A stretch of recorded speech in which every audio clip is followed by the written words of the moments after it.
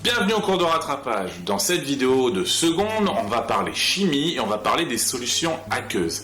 Alors ça va se découper en 4 petites parties. La première, qu'est-ce que c'est qu'une solution aqueuse. Ensuite, on verra qu'est-ce que c'est que la concentration en masse. Puis comment préparer une solution. Et enfin, le dosage par gamme d'étalonnage. Ça paraît compliqué, mais on va voir que c'est pas si compliqué que ça.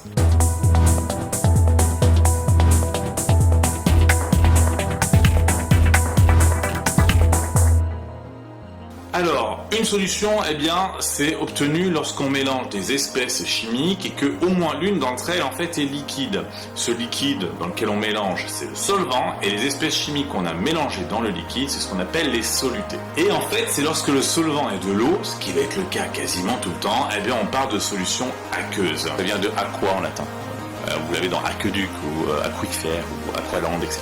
On va avoir deux types de solutés principaux, surtout s'ils sont solides. Ce sont les solutés ioniques et les solutés moléculaires. Pour les solutés ioniques, on obtiendra donc des solutions ioniques, et pour les solutés moléculaires, on aura des solutions moléculaires.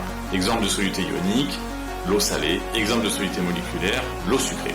Et en fait, cette différence de soluté va nous amener à mettre des nouvelles choses lorsqu'on va utiliser les formules chimiques, c'est indiquer l'état physique donc de l'espèce chimique, entre parenthèses, donc S pour solide, L pour liquide, G pour gaz et AQ pour dissous en solution aqueuse. Voilà. Donc par exemple le sel, c'est du chlorure de sodium, NaCl, donc solide lorsqu'on le met dans de l'eau, et une fois qu'il est dans de l'eau, il se sépare en deux ions, Na+, aqueux, et Cl-, aqueux. Quand on prend une solution aqueuse, il est souvent indiqué son titre massique ou sa concentration en masse. C'est le cas pour le sérum physiologique qui est une solution salée à 9 grammes par litre. La concentration en masse ou titre massique, en fait, c'est le rapport, la division entre la masse du soluté dans le volume de solution.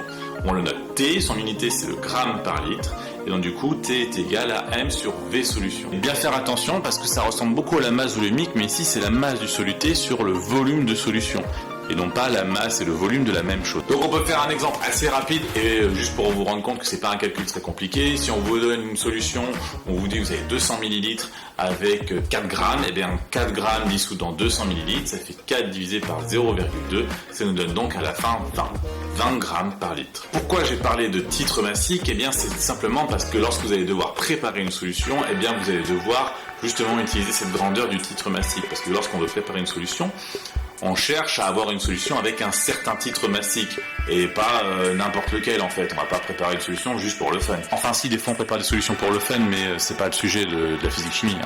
Faites ça comme vous voulez quoi. Alors la première technique plutôt simple, c'est ce qu'on appelle la dissolution. Pour la dissolution, on a besoin d'un soluté qui soit solide, qu'on va dissoudre donc dans un liquide, de l'eau, les 3/4 du temps. On va pas s'embêter. Okay.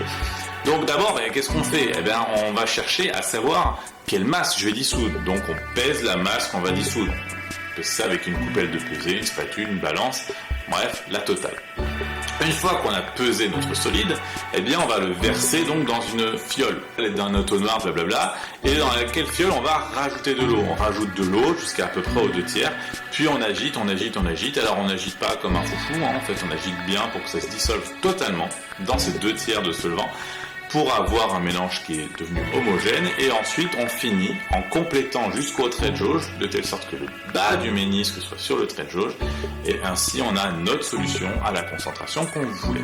Pour calculer la masse qu'il vous fallait en fonction du volume, vous utilisez la formule du titre massique. Si T est égal à M sur V, alors M est égal à T fois V. Et ensuite, sachant V, puisque c'est le volume de solution que vous allez préparer, T c'est la concentration que vous voulez, vous avez la masse qu'il faut prélever. L'autre technique, c'est la dilution. Alors la dilution, c'est assez naturel, puisque c'est quelque chose qu'on fait dans la vie de tous les jours, plus que la dissolution a été. Quand on prend quelque chose et que c'est trop concentré, c'est le cas par exemple avec du sirop, on rajoute de l'eau pour le rendre moins concentré. La dilution, c'est ça, c'est le fait de diluer quelque chose, de rendre une concentration plus élevée en une concentration plus faible. Donc la dilution, c'est le fait de préparer une solution à partir d'une autre solution de concentration connue et plus élevée que celle qu'on veut obtenir. La solution de départ, c'est ce qu'on appelle la solution mère. La solution ou les solutions d'arrivée, c'est ce qu'on appelle les solutions filles. La solution mère, elle, va être utilisée pour préparer des solutions filles. Voilà, une mère engendre des filles. Alors il y a quelques étapes après à utiliser et un matériel qui est précis pour ça. D'abord on prend notre solution mère, on prélève le volume de solution mère qu'on veut à l'aide d'une pipette graduée ou jaugée, c'est vous qui voyez, et donc d'une propipette pour pouvoir aspirer le liquide dans la pipette. Une fois qu'on a prélevé le volume qu'on voulait, on le verse dans une fiole, on rajoute de l'eau jusqu'au trait de jauge, on agite vite fait pour que ça soit homogène et c'est fini. Ça va très très vite. Le plus dur, c'est de calculer le volume qu'il faut prélever de solution. Enfin, c'est le plus dur sans vraiment être le plus dur. Parce qu'en fait, ce qu'il faut se rendre compte, c'est que la quantité de soluté, ce qu'il y a au départ dans la solution mère, est la même entre le début et la fin. Alors pas entre la solution mère et la solution fille, mais entre ce qu'on a prélevé de la solution mère, donc ce qu'il y avait dans la pipette, et la solution fille. Puisque ce qu'on a prélevé dans la pipette, il y a une certaine masse de soluté qu'on va retrouver dans la solution fille, puisque tout ce qu'on va faire, c'est rajouter de l'eau, on va pas rajouter de soluté. Donc la masse de soluté de départ est égale à la masse de soluté finale. Or, la masse, on a vu que c'était le titre massique fois le volume, ou la concentration massique, j'utilise les deux.